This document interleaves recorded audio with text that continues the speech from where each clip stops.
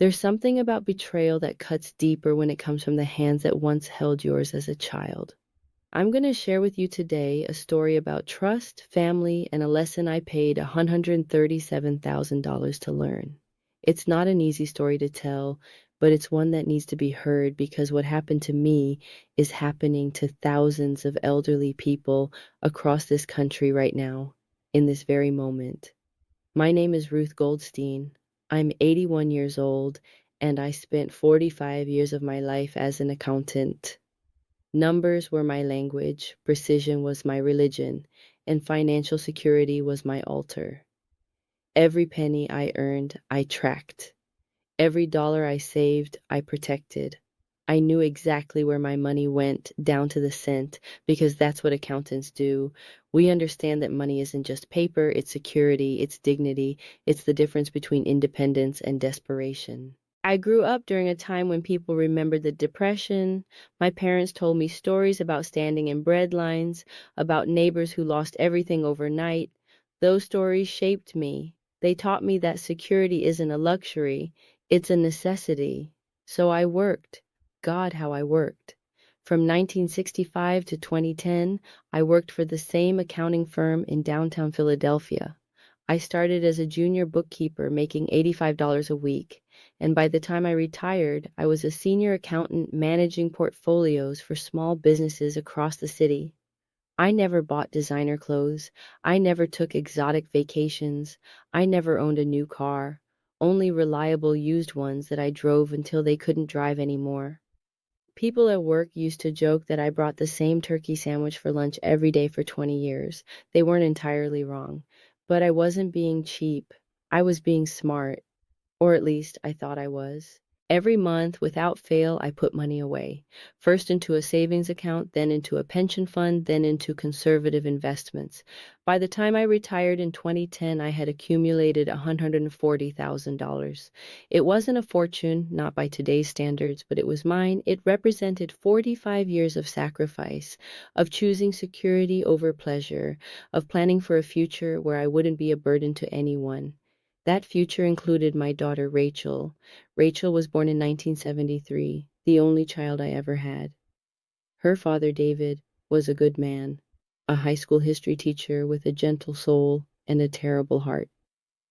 He died of a heart attack in 1985 when Rachel was just 12 years old. I can still remember her standing at his funeral in her navy blue dress, crying so hard she couldn't breathe, asking me why God took her daddy away. I made a promise to David's grave that day. I promised I would give Rachel everything, everything he couldn't. I would be mother and father both. I would make sure she never felt the absence of what she'd lost. Looking back now, I wonder if that promise was the beginning of my mistake. I enrolled Rachel in Springside School, one of the best private schools in Philadelphia. The tuition was $12,000 a year, a staggering amount in the late 1980s. I took on extra freelance accounting work, staying up until midnight balancing books for local shops just to make the payments. Rachel wanted dance lessons, so I paid for ballet, tap, and jazz. She wanted to go to summer camp in the Poconos, so I sent her, even though it meant I couldn't afford to fix the leak in our bathroom for another year. When she graduated high school in 1991, she was accepted to Penn State. 4 years of tuition, room, and board. I paid every cent. I refinanced our small house in Germantown to cover it. Rachel studied communications and graduated in 1995 with honors. I was so proud I cried at her graduation ceremony. She moved back to Philadelphia and got a job at a marketing firm. For a few years, things seemed normal. She dated, she worked, she visited me on Sundays. We'd have brunch together at the old diner on Cheltenham Avenue. She'd order French toast, I'd get scrambled eggs, and we'd talk about her week, her friends, her dreams. Then in 2003, she met Brad Connors. Even now, just typing his name makes my hands shake. Rachel brought him to Sunday brunch one morning in October. He was tall, handsome in that slick way that makes you think of used car salesmen. He wore an expensive suit but couldn't tell me what he did for work. I'm between opportunities, he said, flashing a smile that didn't reach his eyes, waiting for the right investment to materialize. I'd been an accountant long enough to know what Between opportunities it meant unemployed, it meant living off someone else's dime. But Rachel was 30 years old and glowing in a way I hadn't seen since before her father died. She looked at Brad like he hung the moon. "Mom, isn't he wonderful?" she asked me after he left to take a phone call. I wanted to say no. I wanted to tell her that I'd seen 100 men like Brad in my career. Men who talked big and delivered nothing. Men who saw other people's assets as their own personal playground. But I looked at her shining eyes and I thought about that 12-year-old girl at her father's funeral and I said, "If he makes you happy, sweetheart." They got married in 2004. I paid for the wedding, $18,000 for 200 guests at a hotel in Center City. Brad's family didn't contribute a dime. His mother showed up drunk and his father didn't show up at all. For the first few years, they seemed happy enough. Rachel kept working at the marketing firm. Brad cycled through various ventures, a t-shirt printing business that folded after 6 months, a sports memorabilia store that never opened, a consulting firm that existed only on business cards. Rachel's income kept them afloat. I helped when I could, slipping her a few $100s here and there when she mentioned they were short on rent. I should have seen the warning signs. I should have paid attention to the way Brad always had a new scheme, a new, sure thing, a new reason why he needed just a little more money to make it all work. But Rachel insisted she was fine, and I wanted to believe her. Then came 2010. I was 76 years old, and my body was starting to betray me. The diabetes I'd managed for years got worse. My blood pressure spiked. In March of that year, I had a mild stroke. Nothing catastrophic, but enough to land me in the hospital for a week and scare me half to death. The doctor told me I needed to reduce stress, take my medications religiously, and consider slowing down. Rachel visited me every day in the hospital. She brought flowers, she held my hand, she cried when the doctors explained the stroke could have been much worse. "Mom, I almost lost you," she said. "I can't lose you. You're all I have." When I was discharged, she helped me get settled back home. She organized my medications into a pill organizer. She stocked my refrigerator. She sat with me and held my hand and told me she loved me. That's when she made the suggestion. "Mom," she said one afternoon, sitting at my kitchen table with a cup of tea, "I've been thinking. You're managing all your finances alone and with your health being uncertain. What if something happens and you can't access your accounts? What if you have another stroke and can't pay your bills?" "I'll be fine," I said. "I've been managing money my whole life."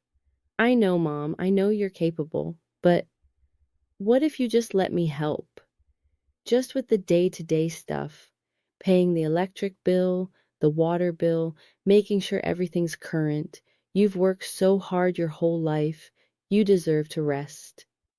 It seemed reasonable. It seemed loving. It seemed like a daughter caring for her aging mother. "Just access to the checking account," I said, "for bills." "Of course," Rachel said, squeezing my hand. "Just the checking account." That was in April 2010. By June, she'd convinced me to add her name to my savings account too. "Just in case, Mom, if something happens and you're incapacitated, I need to be able to access funds for your medical care." By September, she was suggesting I sign a power of attorney. A power of attorney? I asked. I'd handled enough estates in my career to know what that meant, complete legal authority over someone's finances. "It's just a precaution," Rachel assured me. "If you're ever unable to make decisions, I can step in and make them for you. It doesn't mean you're giving up control. It just means there's a backup plan." I hesitated. Something in my gut told me to wait, to think it over, to consult my own lawyer. But Rachel looked at me with those earnest eyes, and I thought about that little girl who lost her father, and I thought about how I'd promised to take care of her, and I signed. That was my mistake. That was the moment I traded my life savings for the illusion of maternal love. For the next 7 years, everything seemed normal. Rachel visited weekly. She brought groceries. She helped me organize my medications. She took me to doctor's appointments. The bills got paid on time. My bank statements showed regular withdrawals for utilities, property taxes, medical expenses, all the normal costs of living. I trusted her completely. I should have looked more carefully at those statements. I should have questioned why my savings account balance was slowly, steadily decreasing. But I was 76, then 77, then 78. I was tired. I'd had 2 more minor health scares. Rachel kept telling me everything was fine, that she was managing everything, that I didn't need to worry about the details. "You worked for 45 years, Mom," she'd say. "Let me handle this. You've earned your rest." So I rested. And while I rested, my daughter systematically drained my life savings. The truth came out on a Tuesday morning in March 2017. I was 83 years old. I'd gone to the bank to withdraw $500 in cash. I wanted to take my neighbor, Mrs. Chen, out to lunch for her birthday. She'd been kind to me, checking on me when I was sick, and I wanted to do something nice. The teller, a young woman named Jasmine, who I'd known for years, looked at her computer screen and frowned. "Mrs. Goldstein," she said carefully, "your savings account balance is 3,047 16. If you withdraw $500, you'll be down to $2,747. I laughed. "No, dear, you must be looking at the wrong account. My savings account has about $140,000. Jasmine's face went pale. "Mrs. Goldstein, would you like me to print out your transaction history?" She printed it out. 27 pages, 7 years of withdrawals, transfers, cashier's checks, thousands of dollars over and over and over again. March 2011, $5,000 withdrawal, memo, home repairs.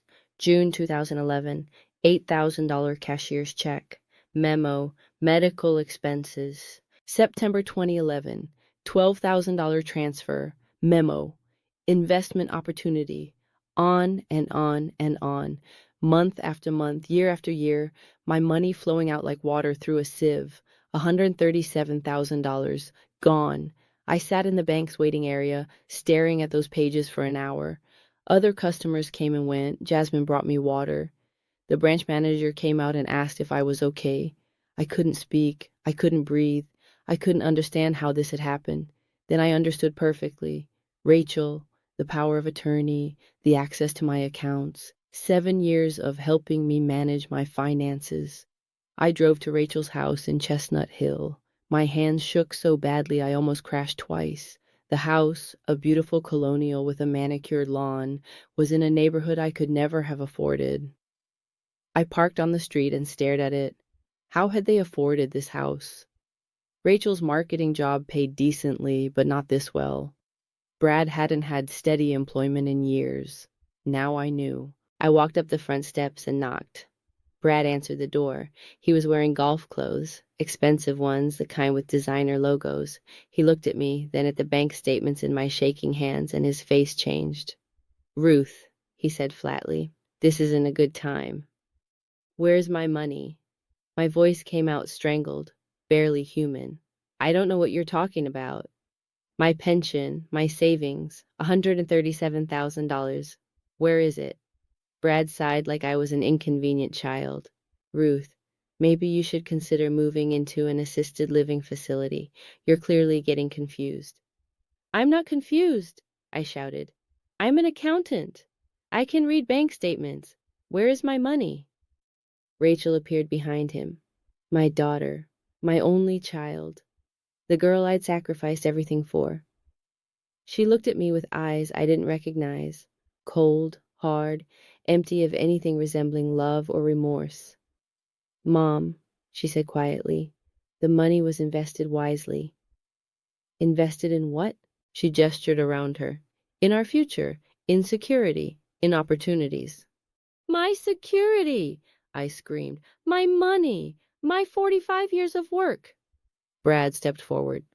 "Legally, Ruth, Rachel has power of attorney. She has every right to manage your assets as she sees fit."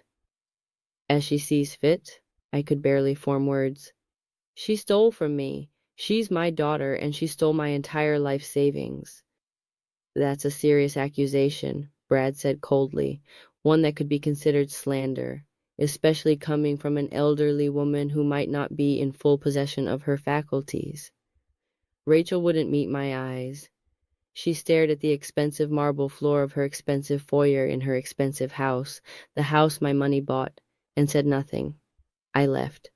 What else could I do? I drove home in a daze and called a lawyer. The lawyer's name was Martin Hirsch. He was in his 60s, with kind eyes and a reputation for elder law. He listened to my story, reviewed my bank statements, and sighed. Mrs. Goldstein, he said gently, I'm going to be honest with you. This is going to be very difficult to prove in court. But she stole from me. Technically, she didn't. You gave her power of attorney. You gave her legal access to your accounts, unless we can prove that she acted against your express wishes, or that she used the money for purposes that didn't benefit you, or that you were mentally incapacitated when you signed the power of attorney. I wasn't incapacitated. I knew exactly what I was doing. I believe you, Martin said. But proving financial exploitation under a valid power of attorney is extremely difficult. The law assumes that the person with power of attorney is acting in the principal's best interest. She bought herself a house. She bought cars. How is that in my best interest? We can argue that. We can file suit. But Mrs. Goldstein, I need you to understand, cases like this often come down to he said, she said. Your daughter will hire lawyers. Good ones.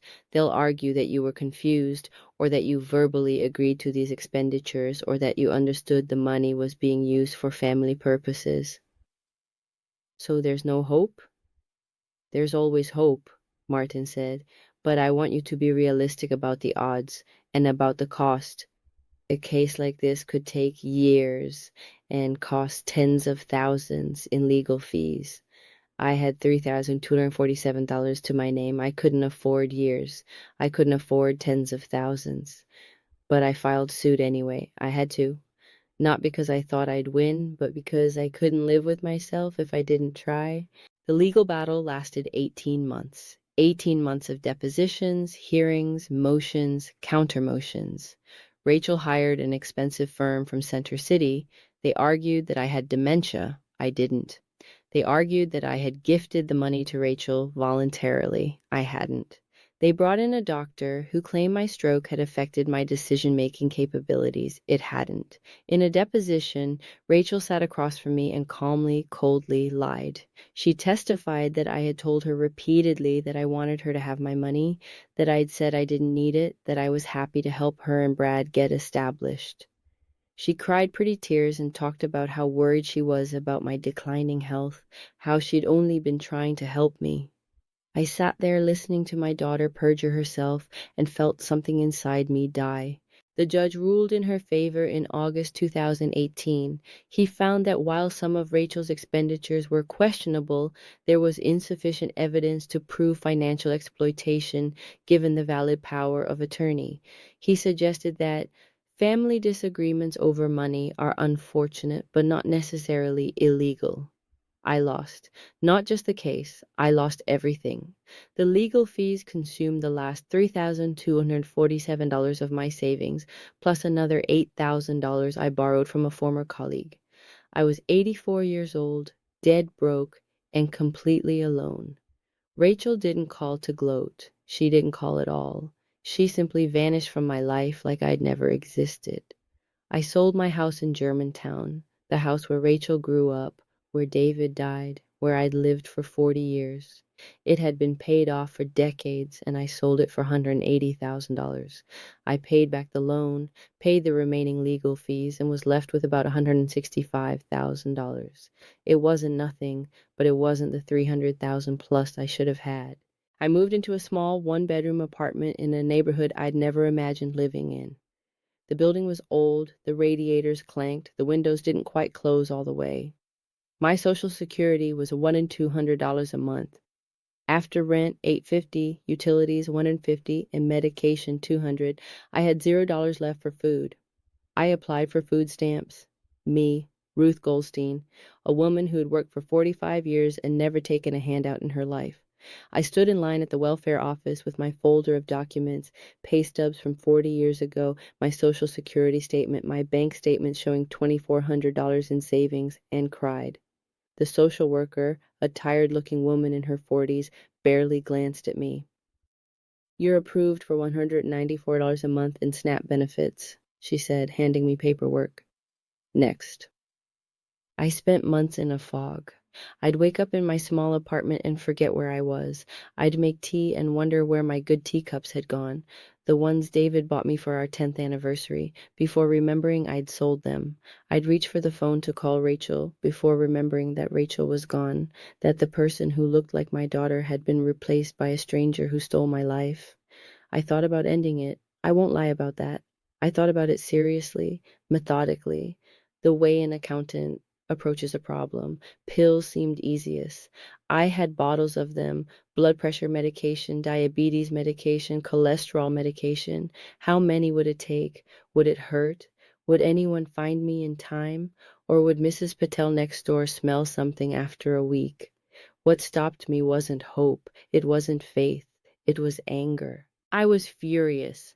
Not just at Rachel and Brad, at the system that had failed me, at the laws that allowed this to happen, at a society that treats elderly people like children, that assumes our family members have our best interests at heart, that makes financial exploitation so easy and prosecution so difficult. My fury needed somewhere to go, so I channeled it. I started researching elder financial abuse. I discovered I wasn't alone, not even close. According to a 2016 study I found at the library, elderly Americans lose an estimated $2.9 billion annually to financial exploitation. Most of it comes from family members. Most of it involves powers of attorney. Most of it goes unreported and unprosecuted. I joined the Philadelphia Elder Rights Coalition, a nonprofit that advocates for elderly people facing financial abuse. I started attending their meetings. A dozen or so people, mostly elderly, mostly broke, mostly betrayed by their own children. There was Bernard, 79, whose son had forged his name on loan documents and destroyed his credit. There was Dorothy, 82, whose daughter-in-law had moved into her house, convinced her to add her to the deed, then kicked Dorothy out. There was James, 88, whose grandson had stolen his identity and opened credit cards in his name. We were a club nobody wanted to join, bound by shame and loss and betrayal, but we were also angry. And anger, properly directed, can change things. I started speaking, first at the coalition meeting, sharing my story, then at community centers, then at senior living facilities. I talked about the warning signs, the adult child who suddenly takes interest in your finances, the pressure to sign documents you don't understand, the isolation from other family members or friends.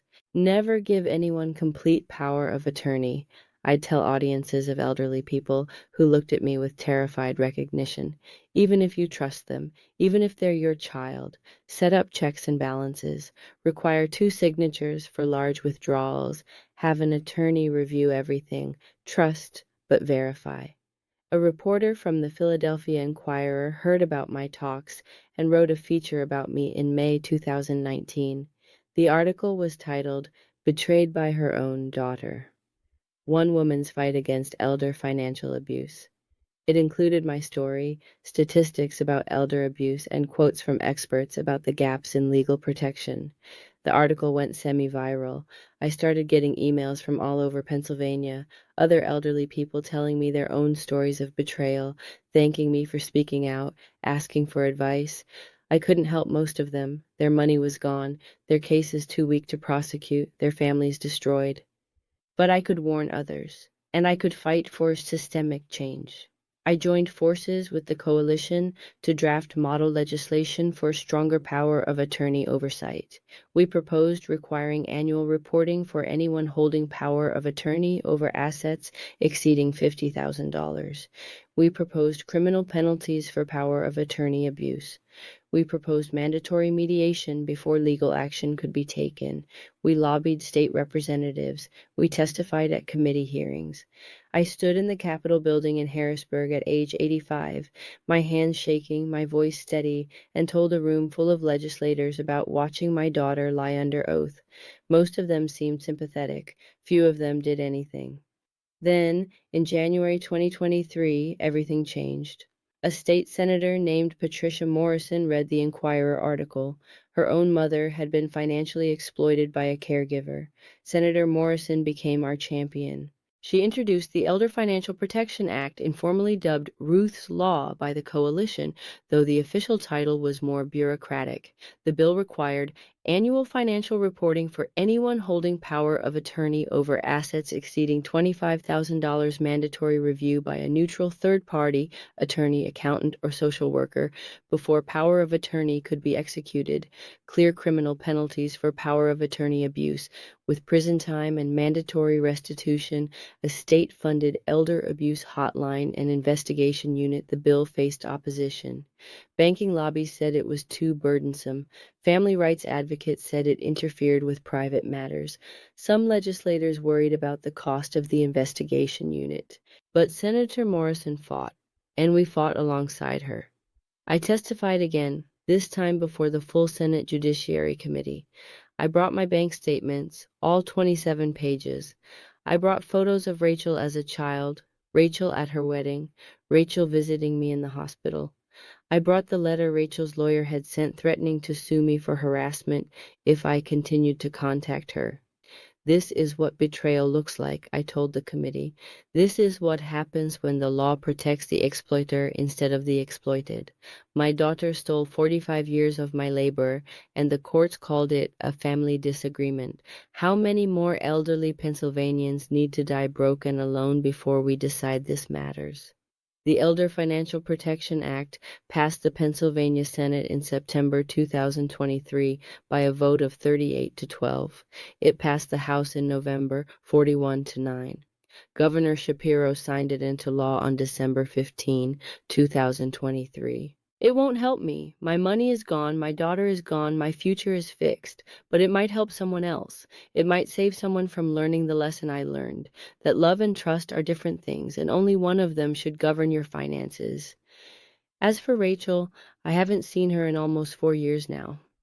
I heard through a mutual acquaintance that she and Brad separated in 2021.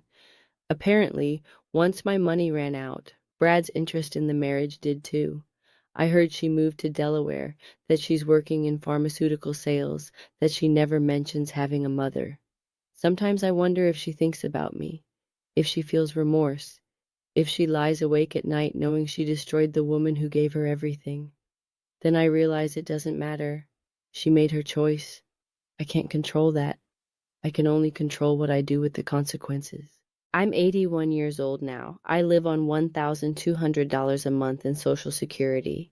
My apartment is small but clean. I play bingo with my neighbors on Thursday nights. I volunteer at the library on Tuesdays and Fridays, shelving books and helping people use the computers. I write letters to legislators about elder rights. I speak at community centers whenever they'll have me. I'm poor. There's no point pretending otherwise. I use coupons. I shop at Aldi. I wear clothes from the thrift store. My winter coat is from 2008 and has a broken zipper I keep meaning to fix. I can't afford to run the heat above 65 degrees. I eat a lot of pasta and eggs. I haven't been to a restaurant in 2 years, but I'm not silent. And silence, accepting what happened, letting it pass unremarked, dying quietly in my small apartment without making any noise, that would be the real poverty. I've learned something these last few years. I've learned that dignity isn't about money. It's about purpose. It's about taking the worst thing that ever happened to you and refusing to let it be meaningless. It's about transforming pain into action, betrayal into advocacy, loss into lessons for others. My daughter took my money. She can't take my voice. If you're elderly and anyone even your child, is pressuring you to sign over control of your finances, please, please be careful. Get independent legal advice. Talk to someone outside the family. Set up safeguards. Remember that power of attorney is exactly that, power. And power, even in loving hands, can corrupt. If you're a younger person with aging parents, think carefully about what you're asking for and why. Are you trying to help them or help yourself? Would you be comfortable with your financial decisions being reviewed by an outsider? If not, ask yourself why. And if you're someone who's already been exploited, already lost everything to a family member you trusted, please know you're not alone. You're not stupid. You're not to blame for trusting someone who was supposed to love you. The shame belongs to them, not you. I'm 81 years old. I'm broke. I'm estranged from my only child. By conventional measures, I've lost everything, but I got a law passed. I've warned hundreds of people. I've helped change a system that failed me and countless others. That's not nothing. That's something. Maybe even something my late husband David would be proud of. And on the days when the loneliness feels crushing, when I eat another dinner of scrambled eggs alone in my small apartment, when I see other elderly people with their children and grandchildren and feel the ache of what I've lost, on those days I remind myself, I survived, I spoke, I made a difference. The money's gone, the daughter's gone, but I'm still here, still fighting, still refusing to disappear quietly into poverty and shame. That's what betrayal taught me. Not to trust less, but to fight harder. Not to give up, but to transform loss into purpose. I wish I had my $137,000 back. God, how I wish that. I wish I had my daughter back too, the real one, the one who existed before greed replaced love. But wishes won't keep me warm, or feed me, or change anything. Action will, speaking will, fighting for others even when I couldn't fight successfully for myself, that will. So I keep going. I keep speaking. I keep warning anyone who will listen. Protect yourself, even from those you love, especially from those you love, because love should never cost you everything, and trust should never leave you with nothing. That's my story. That's my lesson. That's what I bought with 45 years of labor and $137,000 in life savings. The knowledge that silence is more expensive than poverty and purpose matters more than money.